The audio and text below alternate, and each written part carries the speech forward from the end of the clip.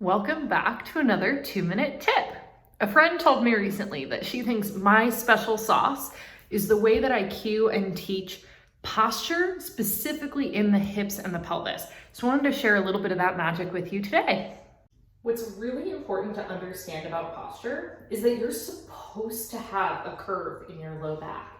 It's not supposed to be totally straight. That said, you also don't want it to be so arched that there's compression happening here in the low back.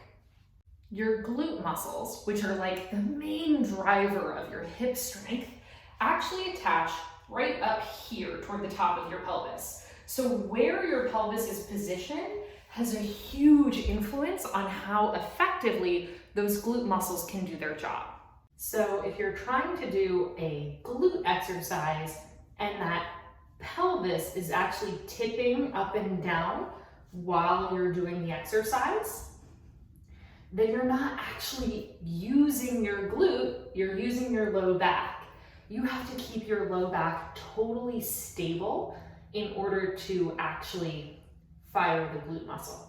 You're gonna find that if your pelvis isn't moving, you have a way smaller range of motion. You're not gonna be able to get nearly as high in these leg lift type exercises. The same thing is true in something like a deadlift. When you're doing a deadlift, you actually want to feel like your abs and your pelvis are not changing at all. You're moving from your hip joint.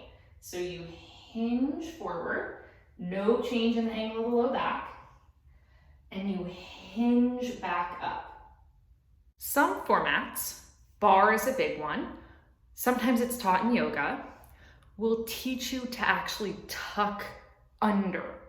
You don't want to do the majority of your glute exercises from a tucked under position, because when you tuck your tail all the way under past your normal low back curve, so I'll show that again. This is my neutral low back.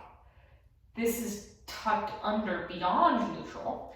That actually takes all the vertebrae in my low back and it smushes them forward into a forward tilt beyond their designed range of motion. It's not a problem to do that occasionally. That movement pattern isn't inherently a problem. The problem is if you're doing every single glute exercise from a tucked under position, you're increasing your chance of having low back pain or low back injuries. So your main takeaway, if you're doing a glute exercise, you want your low back to be in its natural curve and to not move through the exercise. If you're having low back pain when you do glute exercises or seat exercises or hip exercises, whatever you want to call them, something is not going right. Reach out to me, let me know, and I'll see if I can help you optimize that movement so that it's totally pain-free.